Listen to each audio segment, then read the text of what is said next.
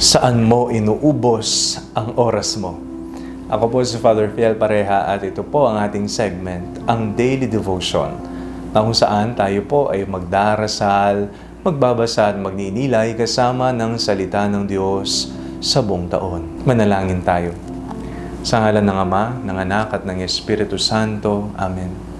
Halina, banal na Espiritu, liwanagan mo ang aming puso at isip, nang maunawaan at may sa buhay namin ang iyong salita. Amen. Our Bible passage for today is from the Gospel of St. John chapter 6, verses 22 to 29, and I read it for you. The next day, the crowd that had stayed on the other side of the lake saw that there had been only one boat there. They also saw that Jesus had not got into the boat with his disciples, but that his disciples had gone away alone. Then some boats from Tiberias came near the place where they had eaten the bread after the Lord had given thanks. So when the crowd saw that neither Jesus nor his disciples were there, they themselves got into the boats and went to Capernaum looking for Jesus. When they found him on the other side of the lake, they said to him, "Rabbi, when did you come here?" Jesus answered them, "Very truly I tell you, you are looking for me not because you saw signs, but because you ate your fill of the loaves. Do not work for the food that perishes, but for the food that endures for eternal life, which the Son of Man will give you.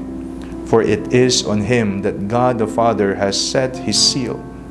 Then they said to him, "What must we do to perform the works of God?" Jesus answered them, "This is the work of God, that you believe in Him whom He has sent." Pagod ka na ba sa buhay? Gumigising po tayo ng maaga, nagtatrabaho o kaya nag-aaral, nagsisikap para sa pamilya, para sa kinabukasan. Lahat po tayo ay may pinaglalaanan ng oras, lakas at pagod. Pero kung ikaw yung tatanungin, saan nga ba ibinubuhos ang iyong pagpapagod, ang iyong oras? Sa Ebanghelyong ating binasa, hinanap ng mga tao si Jesus matapos ng himala sa pagpapakain. Ngunit sinabi niya sa kanila, "Huwag kayong magpagod para sa pagkaing nasisira, kundi para sa pagkaing nananatili sa buhay na walang hanggan." Isang paanyaya ito na suriin ang ating mga pinahahalagahan sa buhay. Hindi po masamang magtrabaho o magsikap para sa pang-araw-araw na pangangailangan. Kailangan natin yan. Ngunit pinapaalala po ni Jesus na may mas mahalaga pa kaysa sa panandaliang bagay. Minsan, sobrang focus po tayo sa pera, tagumpay o pagkilala ng iba. Inuubos natin ang lakas para sa bagay na lumilipas din. At sa huli, kahit marami na tayong naabot, may pakiramdam pa rin ng kakulangan. Bakit kaya? Dahil ang puso natin ay naghahanap ng mas malalim na kahulugan, ng relasyon sa Diyos, ng buhay na walang hanggan. Ang tunay na gawain na hinihingi ni Jesus ay maniwala sa Kanya. Magtiwala, sumunod, at mamuhay ng ayon sa Kanyang turo. Ibig sabihin po niyan, ilaan din natin ang ating oras sa panalangin, sa paggawa ng mabuti, sa pagmamahal sa kapwa at sa pagpapalago ng ating pananampalataya.